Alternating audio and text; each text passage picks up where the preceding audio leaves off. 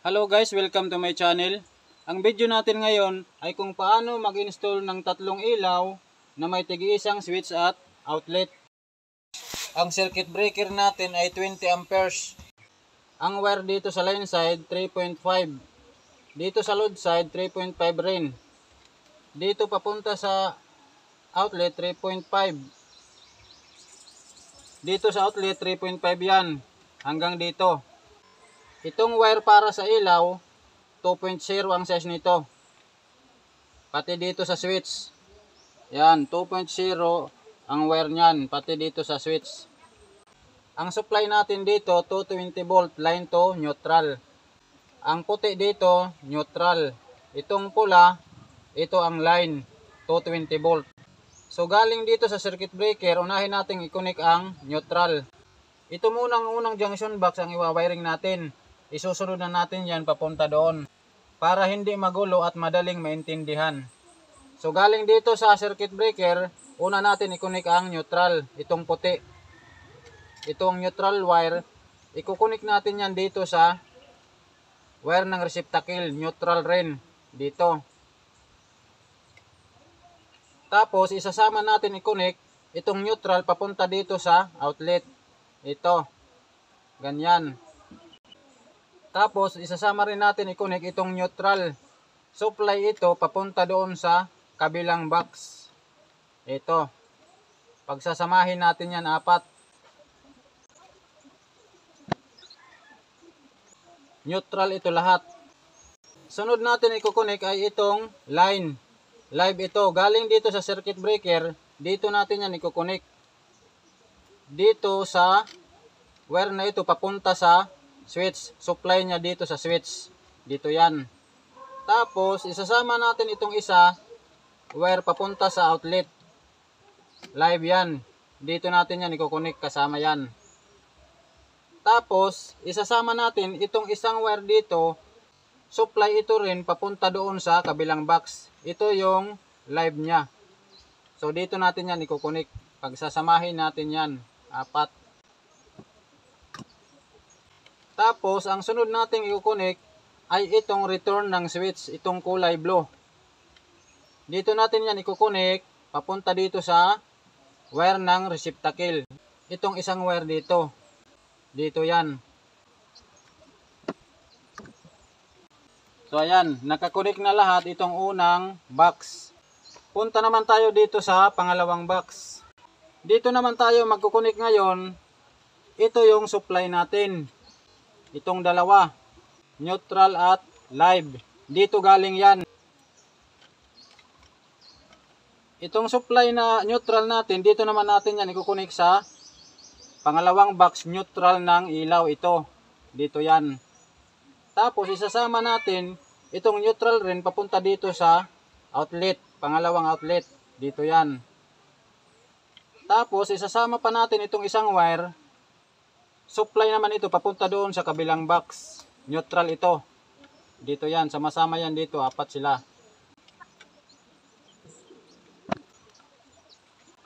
Ang sunod natin i-connect, itong live. Galing din yan dito. Dito naman natin yan i-connect sa wire papunta sa switch. Live rin niya. Supply. Ito yon. Dito yan. Tapos, dito uli sa isang wire papunta sa outlet. Live niya ito. Dito yan. Tapos, ito pang isang live, papunta doon sa kabilang box supply dito. I-connect natin ito dito. Magkasama silang 4 dito. Tapos, ang sunod natin i-connect, ito namang return ng switch. Dito rin yan sa pangalawang ilaw. Ito.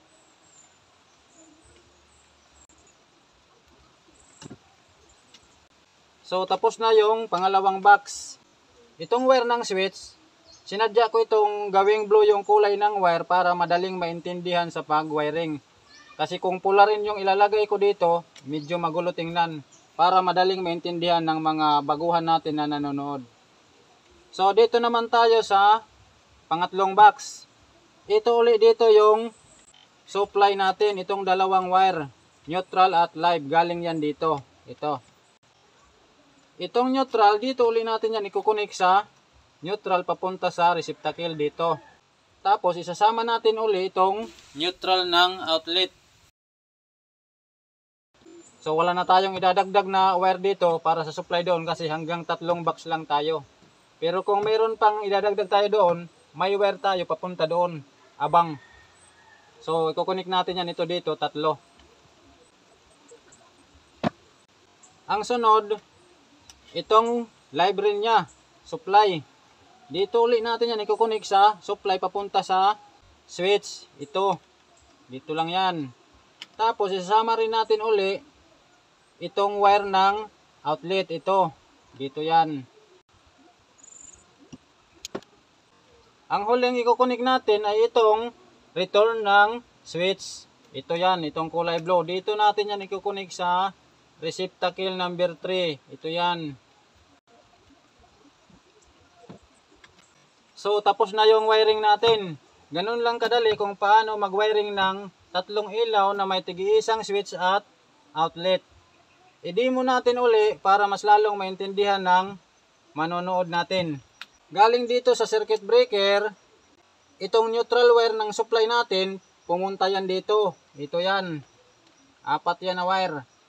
Ang isa, papunta dito sa receptacle. Ang isa, papunta dito sa outlet. Ang isa, papunta doon, supply sa kabilang box. Neutral ito. Ito namang live, itong pulang wire, galing dito sa circuit breaker, 4 na wire rin ito. Ayan. Ang isa, pumunta dito sa outlet. Ang isa, pumunta dito sa switch. Supply yan. Ang isa, pumunta doon sa kabilang box. Supply dito sa kabilang box. Tapos, yung return ng switch natin, itong kulay blue na wire, papunta yan dito sa receptacle number 1. So, sana po ay naintindihan ng maayos. Dito tayo sa pangalawang box. Nandito ngayon yung supply natin, itong 2 wire. Ito yon. Yung supply natin, itong 2 wire, galing yan dito. Ayan, ito. Ganon rin, 4 yung wire dito. Yung isa, papunta sa receptacle.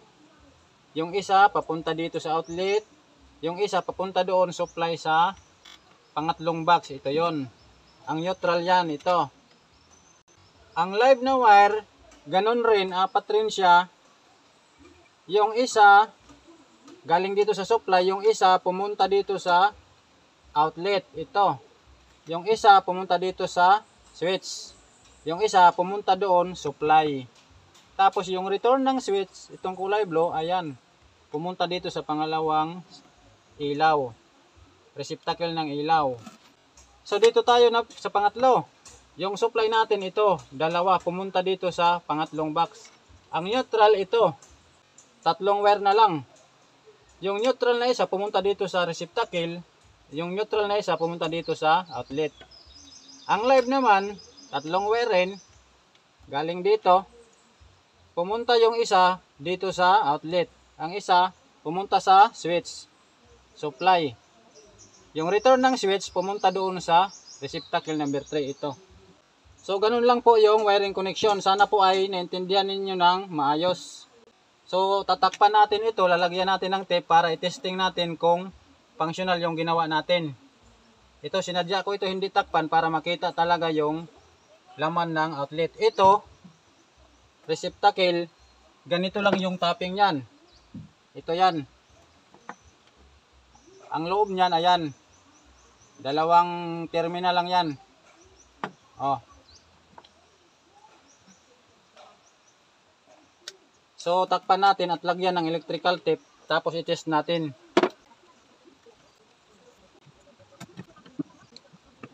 Lagyan natin ng bulb. I-on natin ang circuit breaker. I-on natin ang switch. Ayan. Umilaw yung unang ilaw dito sa pangalawa. Ayan, umilaw rin. Dito sa pangatlo. Ayan, umilaw rin. Functional yung gawa natin. Ito namang outlet ang i-test natin.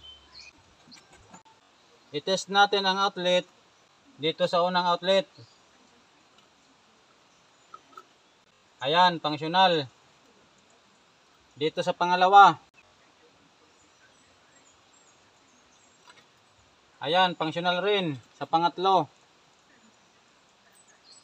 Ayan, functional lahat yung gawa natin. I-off natin. On natin uli. Off. So, ganun lang kung paano mag-wiring ng tatlong ilaw na may tig-iisang switch at outlet. Hanggang dito na lang tong video na to. Sana po ay may natutunan kayo dito. Salamat sa pakikinig at panonood.